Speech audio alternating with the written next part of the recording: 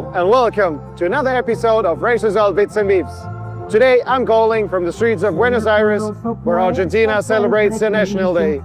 Behind me is a 10K to celebrate this running. The organizer and the timer chooses a very nice feature of the Race Result 14 software suite. With every participant finishing the race, they receive immediately an email with a certificate and a direct link to their personal participant view on my.raceresult.com. It's easily done, it adds great service to the participant, and adds visibility to sponsors if you want it. I want to show you how this is done. Enjoy watching, so let's get into the bits and beeps. So this is what I set up. This is my example event. Let's go to the email SMS section. I already have a finisher email. I was lazy, so can you. I asked AI tools to write me an HTML file of this email preview.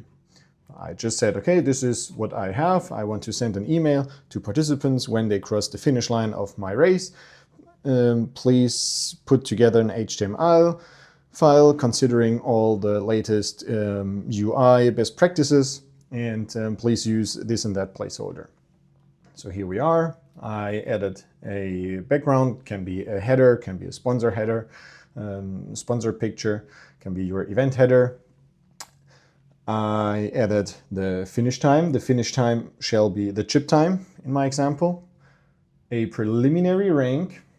It's of course important. This is all preliminary if you send it immediately. And what's even more important, talking about sending a rank directly when participants finish, is that you only send the rank based on the gun time. With the chip time, technically you would need to wait until the last person who started has crossed the finish line, because only then no one can run a faster chip time. If you have a small race, everyone starts within 20-30 seconds, then there's a way to get around it. You can, and we will see that later in the exporters, you can define a computing delay. That isn't fine, no worries. If you have a race where the start takes more than a minute, you should make sure that you only use gun ranks. That's why here we only send the finish.gun.overall, which is the overall rank based on the gun time of the finish split. At the same time, we say your result is already online, final rankings, the explanation may still change, but we also place a call to action button to view the results and a certificate online, which links to our participant view. We'll see the example in a fair bit. Ability to add a sponsor banner, sponsor logos, all that makes for a professional look and feel of the email. And it's a really nice opportunity for you as an organizer to get in touch with the customer immediately after finishing. And that way also adds visibility to the sponsors. So this is just one part. What's also relevant and important is here the more options. So I define a filter. Okay, I only want to send this email for anyone who has finished and also anyone who has not yet received the email. So you know, sometimes it happens that the participants, they walk around the finish area and they produce several finish line reads. So you don't want to trigger an email with every read they get. There's one more thing to prevent that from happening, but still, whenever sending emails, I strongly recommend setting a filter and a checkbox field. So we set the checkbox field when the email is sent, and the filter respects that checkbox field. Last but not least, what I also attach here is two certificates, a finish arch and a finish car. And I'll show you in a bit what this is all about, because this is something you can really push immediately. This does not have any ranks on the certificate. This only has the chip time. So this is also a very nice opportunity to give visibility to sponsors and give the participants something they can download, that's something they can share, and something that provides some value. So let's look at the certificates. So the certificate with background, pretty straightforward. The finish arch is just a picture of the arch Apparently this is designed by AI, this is not an actual picture. You can do the same, but of course, if you have everything set up well in time ahead, or take a picture from last year of your finished arch, just take a high resolution picture, make sure that it's properly aligned, and then here I add the time, which is the chip time. And this will be put into the arch, and I also put a first last name here, so this is personalized, and this will be sent out immediately to the participant when he finishes. This allows for branding, this adds value to the participant, so he really has something, even if you don't have any photographers at the finish line, that he can share, even though it's not him. Maybe you can also produce a second picture with a woman, and then you could basically even call the background dynamically. The other picture that I share, and of course this shall only be ideas for you and for your organizers, what you can do. And there's so much more. Imagination is endless. You only need to think of what do I want to do, or the organizer needs to tell you what he expects from you, and then you can realize all this. So this is just a generic car, elite car. Of course, for smaller races, often enough you don't have a lead car, but if you have, then this is again a really nice option for a car dealer, or can also be a nice option for a car dealer if he doesn't provide a lead vehicle. But it just puts the finish time of the participant here on the clock, and this is also sent out immediately to the participant. See here in the email settings, these are the attachments. I give the attachment a name, and what we also recommend is to customize the subject to make sure, okay, this is about this event, so put the event name here. One comment, because you may see a text formula here. If you have multilingual event names, if you only call event.name, it will write a weird string using all the different languages. So if you only want to pick one language, you can use the text formula. And here in this case, this will always produce and output the English event name.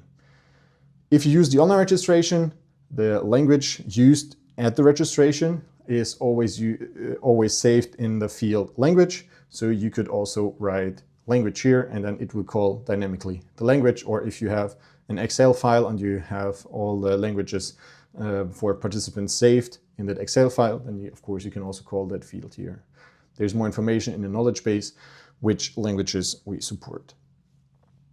Apparently, you need to fill the delivery settings, sender name, sender email, which email address you want to send the email to, and this is probably the most complex part for some of you, you need to fill the SMTP settings so you can send emails through your server through RaceResult 14. So now we can check what needs to be done on race day. On race day, we go to the exporters and tracking section, or basically before race day, we go to the exporters and tracking section because this is what we want to set up for race day. So we want to send an email. We want to define an exporter.